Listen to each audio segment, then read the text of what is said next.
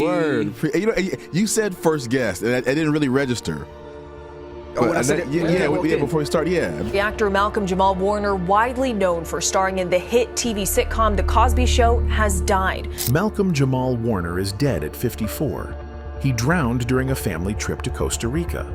Another man is still in critical condition. Police in Costa Rica tell ABC News Warner drowned near a beach along the country's east coast. He was just 54 years old. But while tributes pour in, something else is surfacing. A scene from The Cosby Show that was cut and buried. That we did not see on that show was not because the writers were not writing. It was because Mr. Cosby was like, no, that's not what we're doing. That's not the tone of the show. It was quiet for years. Then Cosby's allegations hit, and suddenly, Warner's silence, his distance, and that missing scene all started to mean something more. Angry, so angry. And second, I felt like I was kicked in the stomach by... And other stars like Deborah Messing tweeted, quote, "To every woman who was assaulted by Bill Cosby, my heart hurts for you today and I'm full of fury." Now, with Malcolm gone, people are asking again, what really happened on set? Malcolm-Jamal Warner joined The Cosby Show in 1984. He was 14. His role as Theo Huxtable made him a household name. But behind the scenes, not everything made it to air. One particular scene was cut during the third season. In it, Theo confronts his father, Cliff Huxtable, about discipline and double standards in the house. The dialogue was sharp, more confrontational than usual, but the version that aired was softened. Producers rewrote it just days before filming. According to staff at Cosby Warner Productions, the original version created tension because it suggested Cliff Huxtable's authority could be questioned. Writers said Cosby personally pushed for the changes. He had control over the show's direction, especially when it came to how Cliff was portrayed. He didn't want Cliff to be shown as flawed. Malcolm remembered this moment years later. In a 2007 roundtable with TV One, he brought it up. There were times Theo stood up for himself more, but those moments were usually edited or rewritten. That we did not see on that show was not because the writers were not writing. It was because Mr. Cosby was like, no, that's not what we're doing. That's not the tone of the show. The original cut of that episode never aired again.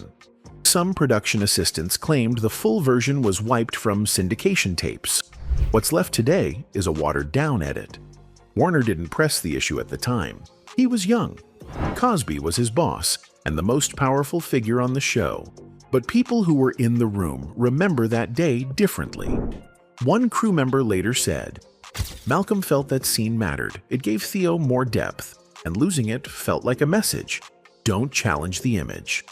That wasn't the only time Theo's character was pulled back. That's not who the Huxtables are. We're not doing that. So I saw him do that from season 1 to... Writers often created plots where Theo made mistakes, faced consequences, and learned from them. But any storyline where Cliff Huxtable looked vulnerable, or where Malcolm's performance overshadowed Cosby's, was usually trimmed. And now, after Malcolm's death, that deleted scene is gaining attention. Not just because it was cut, but because of what it might have exposed long before the public ever questioned Bill Cosby. When allegations against Bill Cosby reached a boiling point in 2014, the fallout was immediate. Reruns of The Cosby Show were pulled from major networks. Streaming services quietly removed entire seasons. And some episodes, especially ones where Cliff Huxtable's image could be questioned, disappeared completely. One of those was the episode tied to Malcolm-Jamal Warner's deleted scene. According to digital archives, that episode, titled Theo's Night Out in Working Scripts, was scheduled to re-air in early 2015 on TV Land. But 2 weeks before broadcast, it was removed from the lineup. The network gave no explanation. Internal memos leaked later that year showed notes like Episode 3x12, pulled permanently, unresolved content issue, character integrity risk. The phrase character integrity referred to Cosby's role as Cliff. Anything that hinted at hypocrisy controlling behavior, or double standards was being scrubbed. Not because of story quality, but because the network no longer wanted to draw attention to parts of the show that could be interpreted differently in light of real-world accusations. Malcolm spoke about this during a radio appearance in 2016. He said, "There are scenes that were never rerun, not because they weren't good TV, but because they were complicated, because they showed conflict." So I said, well, yeah, of course it's been tarnished because they've taken it off the show. And whenever we talk about... Warner didn't name the deleted scene directly, but fans and media insiders connected the dots. As more platforms pulled the show, that missing episode became a small but telling symbol of how far control over the Cosby image extended, even years after the show ended. Meanwhile, Malcolm's own career took a shift. He moved away from sitcoms and took on roles in crime dramas, indie films, and voice work. In interviews, he often said he didn't want to be typecast. But in the background, producers and insiders say Warner became more selective. He avoided shows that placed him in Cosby-like father roles. He turned down at least 2 sitcom pilots in the late 2010 that mirrored The Cosby Show's tone. One industry peer said, he never said it out loud, but it felt like he didn't want to repeat the past, even if the checks were big. When the Cosby allegations resurfaced in 2014 and escalated over the next few years, the cast of The Cosby Show became divided, not publicly, but in how they chose to respond. Malcolm-Jamal Warner maintained a careful distance. He didn't post public support. He didn't condemn. He gave short, controlled answers when asked. And while he acknowledged Cosby's influence on his career, he rarely spoke about him in depth after 2015. In contrast, other cast members responded in different ways. Keshia Knight Pulliam, who played Rudy, defended Cosby. She stood by him in interviews and even accompanied him to court in 2017. She said, "The man I know has been nothing but kind and generous. I can only speak to that." But also you have to understand that in our criminal justice system, you're innocent until proven guilty. And this is a man that I've known my entire life, and that was just never my experience with him. Felicia Rashad, who played Claire Huxtable, initially dismissed the allegations in an interview, saying, "Forget these women." She later clarified her statement, saying it was misunderstood. Still, her support for Cosby remained clear. Lisa Bonet, on the other hand, made no public comments for years.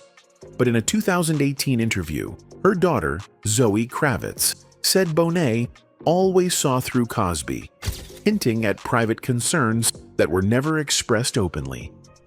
Malcolm kept to himself. Behind closed doors, according to sources close to the cast, he kept communication minimal. He didn't attend public reunions.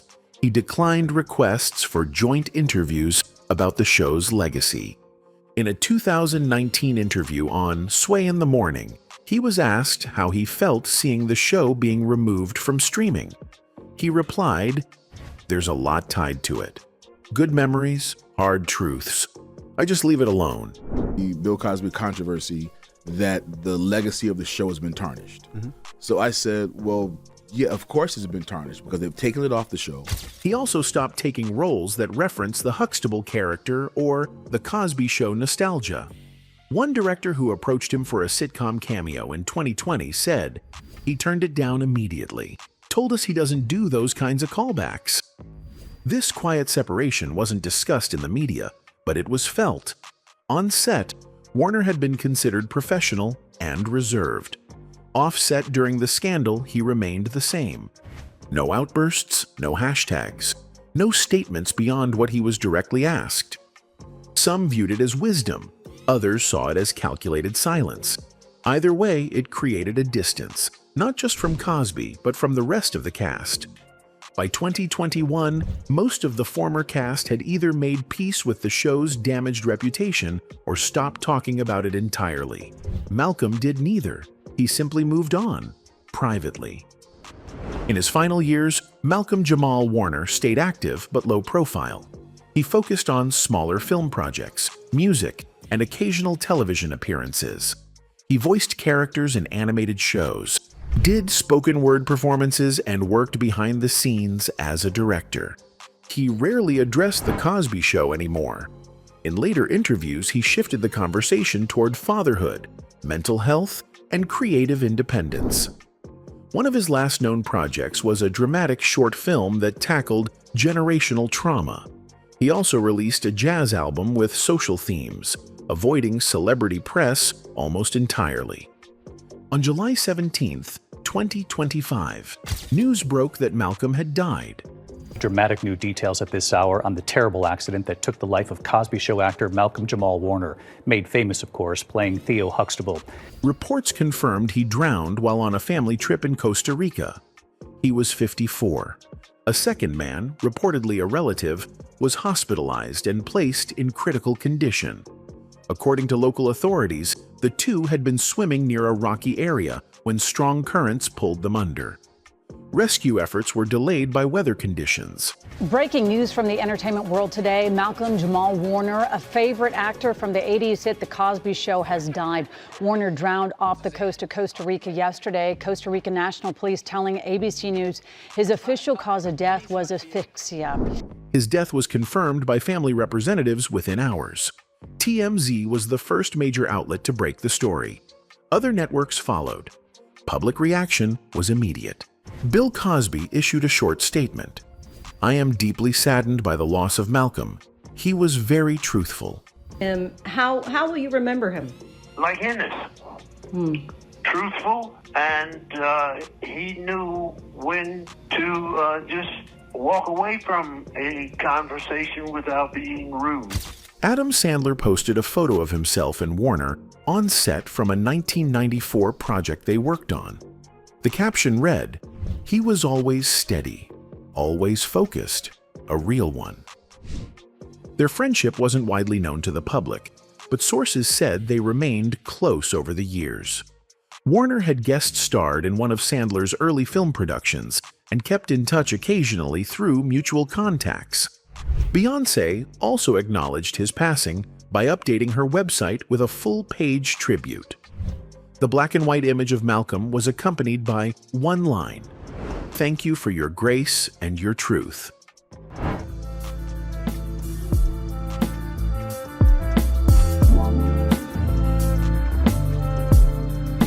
Other former cast members posted short tributes. Keshia Knight Pulliam called him "my forever big brother." Tempest Bledsoe posted a photo of the two during filming, writing, "There was comfort in your quiet."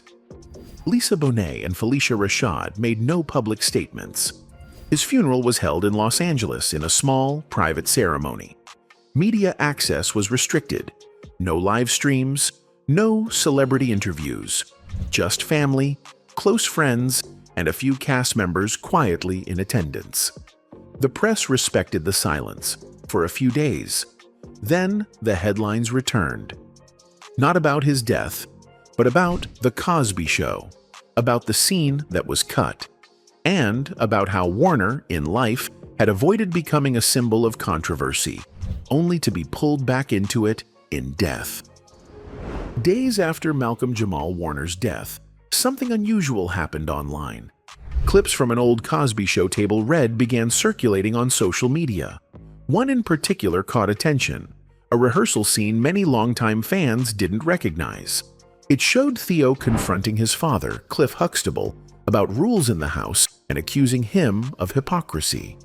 It matched descriptions from the scene that was reportedly cut in season 3.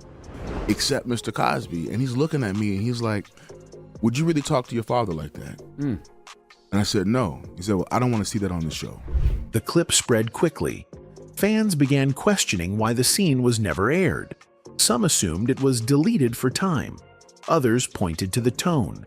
It was more serious than the show's usual rhythm. Then old interviews began resurfacing.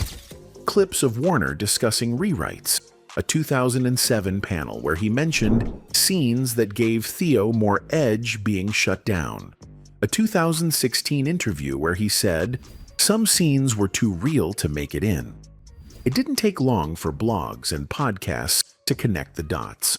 One headline read, "Did Cosby bury Warner's strongest scene?" Another question, was Theo silenced to protect Cliff? The renewed interest brought new attention to the control Bill Cosby had over the show's content. Writers from the original series confirmed what had long been speculated. Cosby personally reviewed each script and had final say on all edits. One anonymous writer, quoted in a 2018 article, said, "Any script that challenged Cliff too directly was either softened or killed, especially if it came from Theo." The theory wasn't that Warner was targeted, but that his character's strength was limited to protect the image of the father figure Cosby played. Now, with Warner gone, fans were seeing that history differently. Some viewed it as just a creative decision. Others saw it as early evidence of a deeper pattern, one where power, image control, and silence all worked together to shape what The Cosby Show allowed to be seen. And for some fans, the newly uncovered clip changed how they remembered Theo. He wasn't just the lovable teenager fumbling through life. He was a character that had been restrained, and the actor behind him had carried that restraint even off-screen. For decades, The Cosby Show was seen as untouchable. Networks, advertisers, and studios treated it as a cultural landmark. It brought in ratings, respect, and revenue. But behind the legacy was strict control, not just from Bill Cosby, but from the industry around him. Writers who worked on the show said changes were often made without debate. If Cosby wanted a line removed, it was gone. If a scene made Cliff Huxtable look too flawed, it was rewritten. After the allegations against Cosby became public, many platforms quietly adjusted how the show was presented. Some episodes were removed from syndication. Some edits were made without announcements. Scenes involving moral conflict, especially between Cliff and Theo, were often the ones to disappear. Malcolm-Jamal Warner never spoke publicly about these decisions, but people close to him say he was aware. One former network editor said in a 2020 interview, he knew what was happening. He just didn't want to fight it, not because he agreed, but because he'd already moved on. Warner focused on building a career beyond the show, but The Cosby Show followed him everywhere. In interviews, he was rarely asked about his current work. Most questions circled back to Theo Huxtable or Cosby. In a 2021 appearance on a podcast, Warner admitted, "It's frustrating when 30 years of work gets ignored for the role I did at 14. He didn't disown the show. He credited it for giving him a platform, but he also wanted to be seen as an adult artist, not just a former child star linked to a scandal. He also stated that the relationship that existed between Theo and his father was never his relationship with Cosby real life. Yeah, but now, okay, I got it. Yeah, you are the first guest in our new studio. Ladies and gentlemen, first guest of the year. First guest in the new studio. Some of y'all know him as Theo Huxtable, ladies and gentlemen. Welcome. Word. Thank you. Thank you very much. Well, I want to... this narrative that I hate being called... Well, no, I don't like being called Theo. Meanwhile, streaming platforms made selective decisions. When The Cosby Show returned to certain digital catalogs in 2022, entire episodes were missing. No explanations were given. The scene that recently resurfaced, the deleted Theo confrontation, was not included in any restored version. Some called it censorship. Others said it was risk management. But for viewers, the pattern was clear. Anything that might complicate the image of Cliff Huxtable, even fictionally, was avoided. In this environment, Warner kept quiet. Whether by choice or exhaustion, he didn't push back. He stopped commenting on Cosby. He turned down reunion specials. He declined legacy interviews. His silence was consistent. And now, in hindsight, people are looking back at that silence differently. Not as compliance, but as quiet resistance, a decision to protect his own peace, even if it meant leaving certain questions unanswered. After Malcolm-Jamal Warner's death, the news cycle followed a familiar pattern. Initial shock, public tributes, archived footage. But within days, the conversation shifted. Major outlets like Variety, Deadline, and The New York Times published obituaries that mostly focused on The Cosby Show. His other work, directing, poetry, music, and later acting roles, was mentioned briefly. The role of Theo Huxtable still defined him. But online, things were more complex. The resurfaced table read, clip led fans and younger viewers to ask new questions. Many had never seen that side of Theo, and they hadn't known that scenes like that were cut. Some began discussing how Warner's role had been limited, not just on screen, but off it too. Podcasts, fan pages, and independent critics began to re-examine Warner's full career. His work on shows like Read Between the Lines and Major Crimes, his music releases, his stage performances, all things that had largely been overlooked. A few journalists revisited his interviews over the years and pointed out a pattern. Warner rarely praised The Cosby Show in detail. He spoke in measured terms, always careful, never nostalgic. This stood out more now that he was gone. Even former colleagues began to speak more openly. One writer from the original Cosby team said in a tweet, "Malcolm always knew when to step back. He was smart. He saw the writing on the wall way before any of us." Some fans criticized media outlets for minimizing his work outside the show. Others focused on how the show had used him as the relatable, likable son, while never allowing him to fully evolve on screen. One viral post read, "They let Theo be funny. They let him fail, but they didn't let him grow." And in that missing scene, viewers saw a different version of Theo, one with more depth, one that didn't just get lectured, but asked hard questions. It made some wonder what kind of actor Malcolm-Jamal Warner might have become if he'd been given more space to challenge, not just Cliff Huxtable, but the expectations placed on him as a young black actor in a controlled environment. By the end of that week, his deleted scene had been viewed millions of times across different platforms.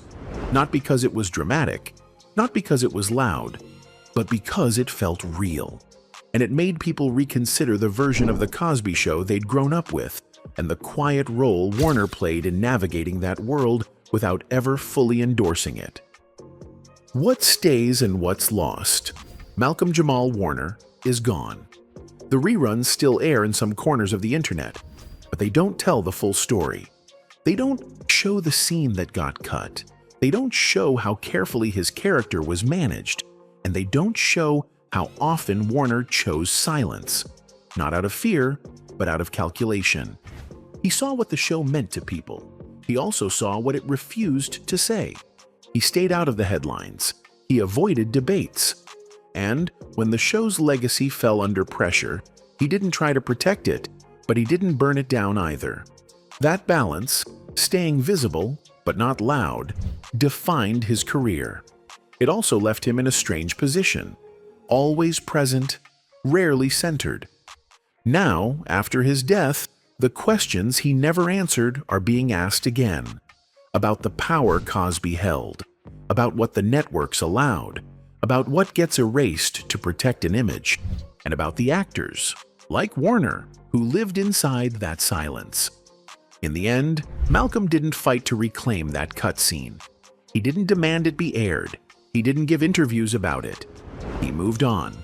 But the clip still exists. And now, so does the conversation around it. Maybe that's enough. Because sometimes the most revealing part of a legacy is not the lines that were spoken, but the ones that were removed. And now that Malcolm is no longer here, the industry has to decide what version of him it wants to remember. The sitcom son that stayed quiet, or the actor who quietly knew far more than he ever said. That will be all for now. Goodbye.